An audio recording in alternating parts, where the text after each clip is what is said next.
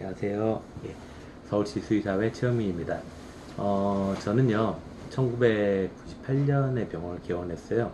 그, 다른 친구들은 이제 개원이 되게 늦었죠. 졸업하고 한참을 있다가 이제 개원을 했는데요. 되게 잘한 것 같아요. 그 덕분에 이제 많은 케이스들도 보고, 많은 걸 느꼈었거든요. 그리고 뭐 저는 되게 운이 좋았던 것 같아요. 미국 갔다 와서, 뭐 이렇게 무슨 미국 갔다 와서 동물보호협회? 조류보호협회? 이런 데 이제 같은 데서 뭐 이제 뭐그 학교에 세미나 같은 거 하고 그랬었는데 그때 어떻게 방송국에 계신 분이 우연히 만나게 되었고 그분 덕분에 호기심 천국이란 프로를 출연하게 됐었고요. 그 뒤에 이제 뭐 TV 동물농장이라든지 이런 데도 출연하게 되었고 다른 선생님들이 정말 보기 힘든 그런 되게 특이한 케이스를 참 많이 보는 그런 좋은 기회를 누렸던 것 같아요. 그리고 또 이제 뭐 코엑스 아쿠아리움이나 뭐 어류도 하다 보니까 그런 것도 했는데 옛날에 기억나는 게 이 상어 같은 동물은요 어떠냐면은 계속 전진을 하면서 호흡을 하거든요. 상어는 후진할지 몰라요. 근데 후진을 못하고 딱 멈추면 호흡이 정지가 되는데 이 코엑스 아쿠아리움의 상어 하나가 막 다니다가 바위 틈새에 코가 낀 거예요. 근데 빠지지가 않았어요.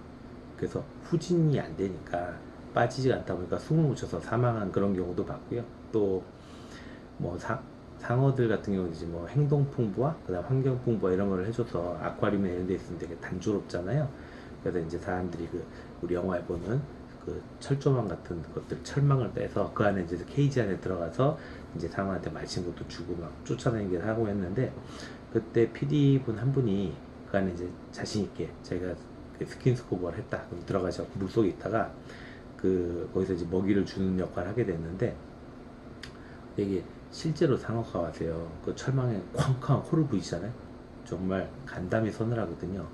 정신 하나도 없어져요. 그분이 이렇게 보통 수영을 하거나 잠수할 때 이제 호흡을 할 때 보면 이제 깊이 들이마시고 깊이 뱉고 이렇게 되는데 너무 긴장하면 어떻게 되냐면 이렇게만 되는 거예요. 그러면 산소가 호흡이 안 되고 그 입안에서만 머물다가 이렇게 되다 보니까 산소가 부족하게 돼요. 그래서 근데 저희 이제 겉에서는 물 바깥에서 모르는데 이게 경험 있으신 분들이 보글보글 계속 산소가 올라오면 하는 거예요.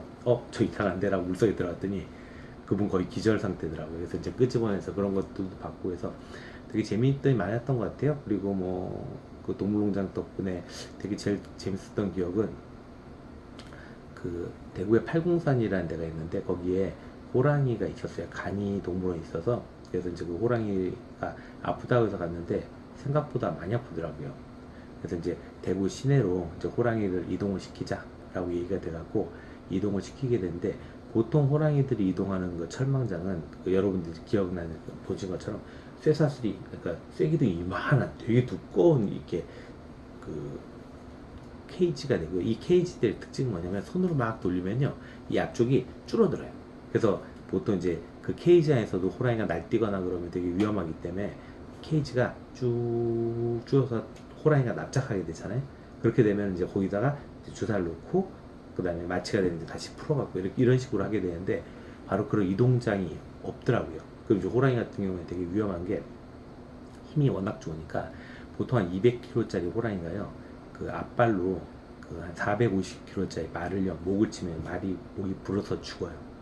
그러니까 사람 같은 경우에는 그냥 이렇게 머리를요 발로 쿵 누르면요 진짜 영화처럼 머리가 이렇게 속으로 들어갈 수도 있어요.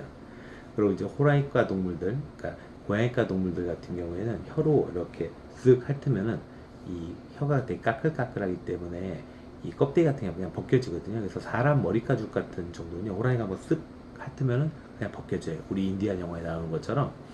그래갖고 옛날에 그 내셔널 지오그래픽에서 어떤 일이 있었냐면은 인도에서 한 사람이 호랑이한테 습격받았는데요. 지금 방금 말씀드린 것처럼 한번 쓱 핥았고 머리 껍데기가 벗겨졌어요. 그래갖고 이제 이빨로 머리를 딱 씹어서 터트려서 죄송해요 두개골을 눌러서 터트려서 죽으려고 그랬는데 그 순간에 마을 주민들에서 막 깽가이 치고 그래갖고 도망갔어요. 그때 이분이 그 머리 껍데기는 벗겨졌고 훌렁 벗겨졌고 두개골이 그냥 보이는 상태에서 이빨 자국이 이렇게 딱 보이는 거예요. 근데 이게 나오고 나서 전 세계에서 관광객들이 거기 와갖고 돈 받고 사진 찍고 돈 받고 사진 찍고 이제 그럴 정도로 이 호랑이들은 그 이빨이라는 게 되게 세거든요. 혀도 그렇고. 어쨌든 그 호랑이가 그 이런 이동 철망장이 없으면 되게 위험하다 이런 얘기 말씀을 드렸고 했는데, 이 호랑이는 해외에서 온 호랑이가 아니라 국내에서 태어난 호랑이라서 태어난 지 얼마 안 돼서 다른 동물원의 직원들 무릎 위에 앉아서 승용차로 이동을 했다는 거예요. 그러다 보니까 이런 어떤 그런 철망장도 없이 그냥 이동을 하다 보니까 길거리에 있는 게 뭐 닭장, 사실 아까 말씀드린 것처럼 그냥 450kg짜리 말이 치면 목이 부러지는데, 닭장이 그 철사 아시죠? 그 가는 거는 이렇게 팅 하고 튕기면 끊어질 정도거든요.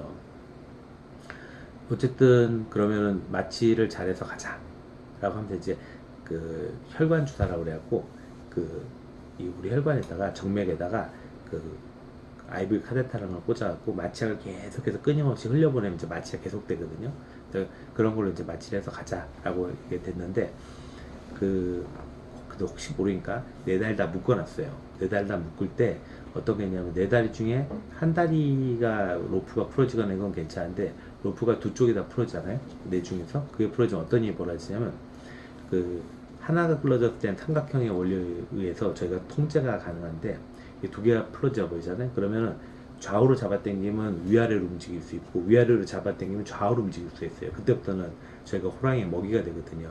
그래서 로프도 안 풀어지게 잘 해야 되는데, 어쨌든 저희가 이제 드디어 호랑이를 차에다 싣고, 그 이삿짐 차가 하나 왔어요.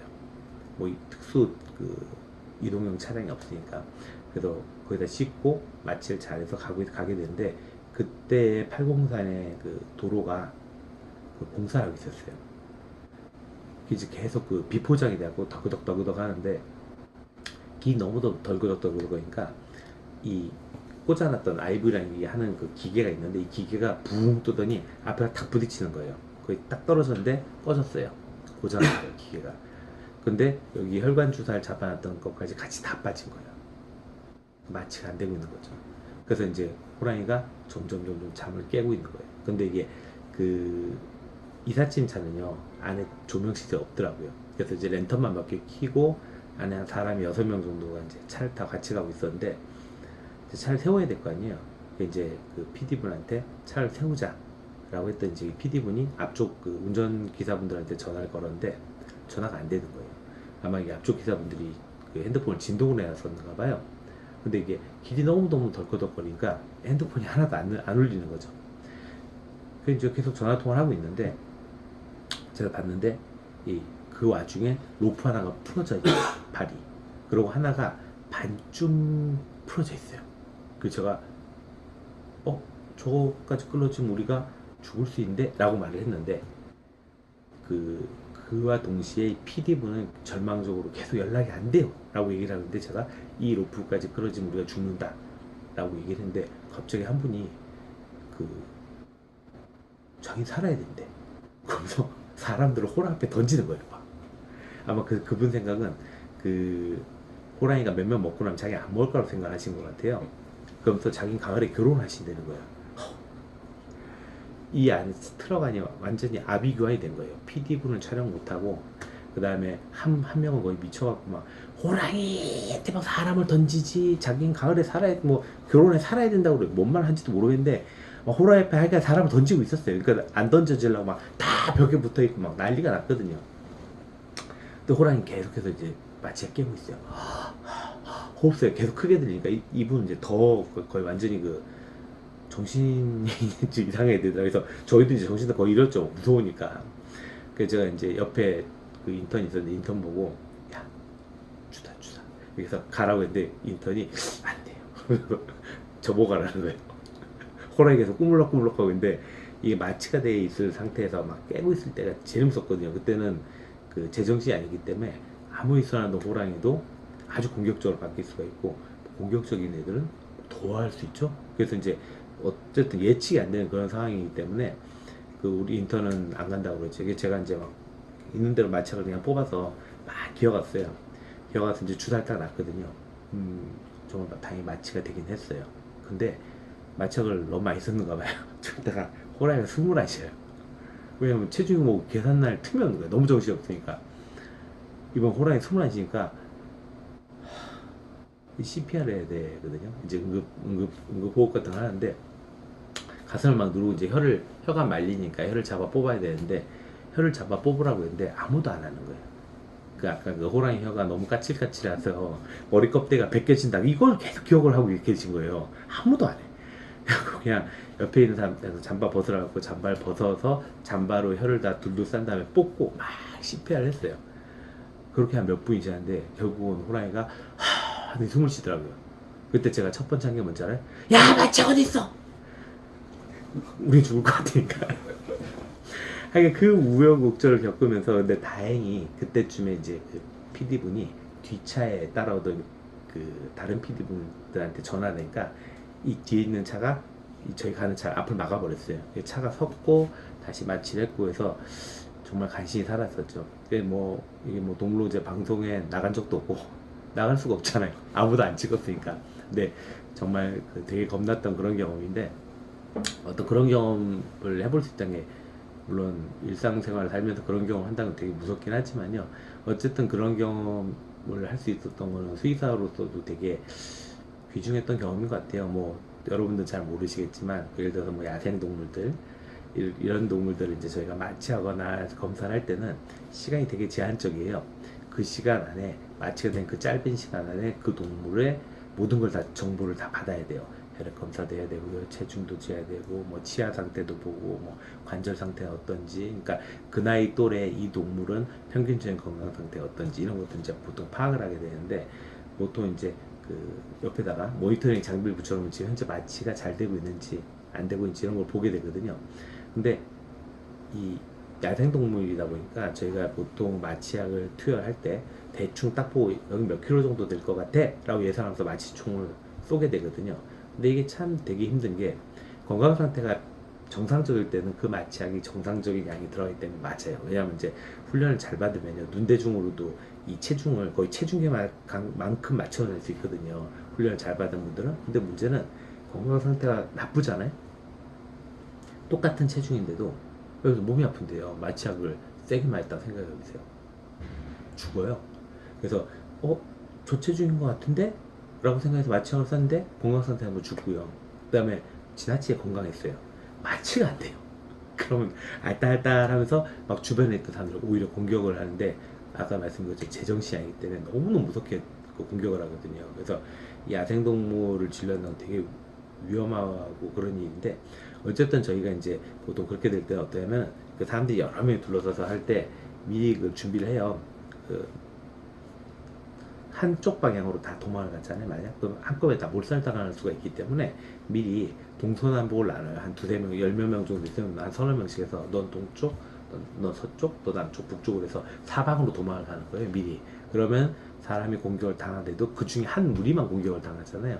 그래서 피해를 최소화하는 건데 뭐 약간 기본적인 룰이라고는 좀 웃기긴 하지만 그 교수님은 차 쪽으로 뛰고요. 반대쪽에 제일 어린 친구들 이런 친구는 차와 반대쪽으로 튀어요. 근데 물론 뭐 그 깨난 야생 동물이 차 쪽으로 가면 교수님도 뭐 끝이죠. 근데 일단은 장유유서 정신에 의해서 일단 차와 가까운 쪽으로 뛰게 하는 방향으로 보통 그렇게 되는데 어쨌든 야생 동물을 진료하거나 이런 건 되게 재밌거든요. 그래서 그런 것들이 재밌는데 전 다행히 그런 것들을 많이 해봐서 되게 그 즐거웠던 경험도 많고 또 슬펐던 경험도 되게 많죠. 뭐 예를 들어서 제가 좀 잘 못했던 것 중에 하나는 보통 물고기들을 마취할 때 코엑스 아쿠아리움 같은 데서 마취할 때 뭐 이제 물고기들은 이제 아가미로 마취를 하는데 그, 그 물고기 주둥이 있잖아요. 거기다 조그만 관을 꽂아요. 그 다음에 거기다가 물을 이렇게 틀어줘요. 그럼 이게 물이 아가미 쪽으로 흘러내리거든요. 근데 이 물에 마취약이 섞여 있는 거예요.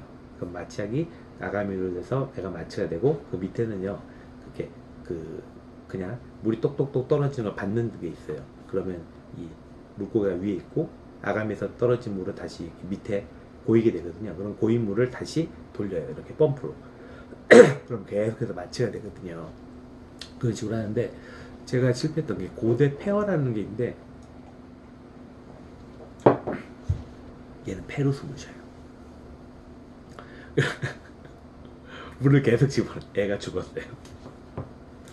이 볼륨을 조정을 잘해야 되는데 제가 실패했거든요. 바로 그런 것들, 이런 경험을 통해서 그 얘기를 듣고 함에도 불구하고 이게 순간순간 조절하는 것들의 능력이 부족하기 때문에 죽이게 되더라고요. 그래서 그런 것들 보면서 또 반성을 하게 되고, 그 되게 귀중한 경험들 되게 많이 했던 것 같고요.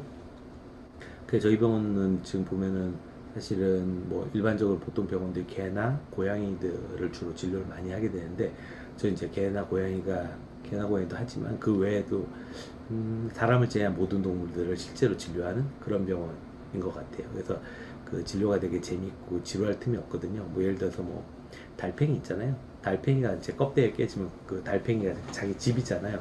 그래서 그런 집들도 수리를 해줘야 되고요. 아니면 이제 뭐 그 우파루파 뭐 이런 친구들, 또 이제 개구리 같은 경우에도 골절이 되잖아요. 보통 여러분이 이제 팔다리에 골절이 되면은 그 가운데다가 이제 뭐 수술해서 그 수술부를 벌리고 뼈를 꺼낸 다음에 양쪽 뼈를 서로 잇게 되거나, 아니면 이제 그냥 바깥에 두고 바깥에서 구멍을 뽕뽕뽕뽕 뚫어갖고 ESF라고 그래갖고 구멍을 막 뚫어갖고 양쪽을 그 지지하는 막대기 같은 게 또 바가 이렇게 있으면서 그 보통 수술하게 되는데, 이 문제는 개구리 같은 경우에는 계속 그 물에 접촉을 하게 되잖아요. 그럼 수술 부위가 물에 계속 닿아 있는 거예요. 이 경우에 수술하는 게 되게 까다롭거든요. 바로 그런 동물들 수술하는 것도 되게 재밌고, 그 세상에 기발한 동물들이 되게 많거든요. 그것도 이제 새 같은 경우에는 보통 이제 다른 동물의 먹이가 되는 동물도 있잖아요. 그런 동물은 그 다른 동물한테 딱 잡히면요, 자기가 죽었다고 생각을 해요. 그렇기 때문에 수의사선에 딱 잡히잖아요.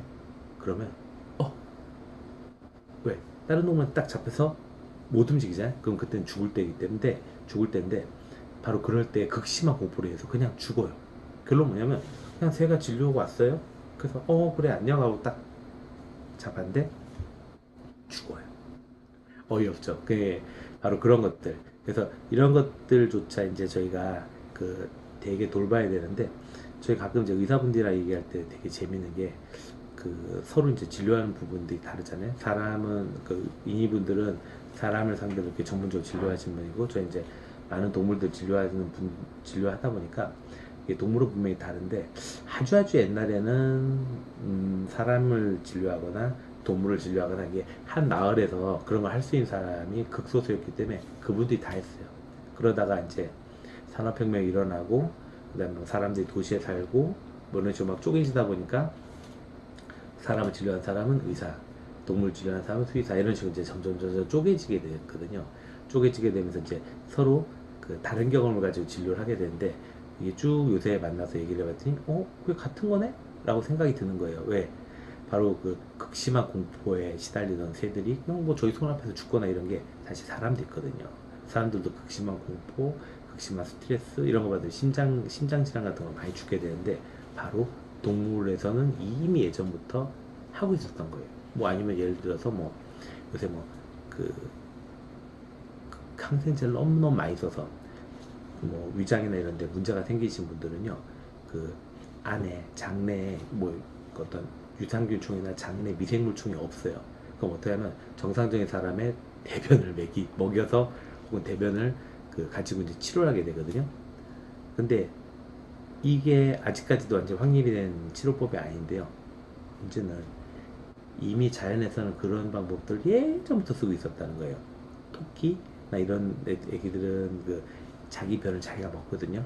그래서 이제 자기가 스스로 이제 미생물 같은 거를 이제 보충을 하게 되는 거고, 그 다음에 뭐 코알라 이런 그 어미는요, 자기 새끼한테 자기 변을 먹여요. 왜냐면 이렇게 코알라가 먹는 그 유칼립투스란 잎이 약간 독성이 있거든요. 근데 애기는 여기에 대해서 대응책이 하나도 없어요. 그래서 자기 변에는 그런 게 있기 때문에, 그런 미생물이 있기 때문에 거기에 대응하는 애기한테 그걸 먹이죠. 그럼 애기가 자라면서 그걸 먹으면서 유칼립투스 잎을 소화시킨 그런 능력이 있거든요. 그래서 이미 자연계선 동물 쪽에서 하고 있던 거를 아직 사람 쪽에 정립이 안 된 것들, 이런 걸 보면서 이제 저희는 사람과 동물이 크게 다르진 않구나라고 그런 걸 느끼는 것들이 많이 있거든요. 어쨌든 저는 이 수의학에 대해서 되게 재밌다고 생각을 하고요.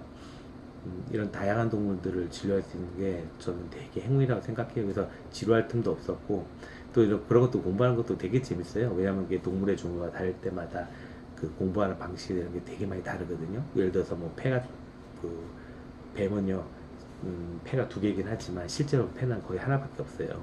해 하나가 너무너무 태아가 됐거든요. 그러다 보니까 그 호흡기계 질환이 만약 뱀한테 걸치면 아주 치명적이에요. 사람과 그런 게 다르거든요. 그리고 뭐 아니면 우리는 뭐 되게 흔하게 하는 뭐 재채기, 뭐 태아나 가래 이런 것들 막 뱉잖아요.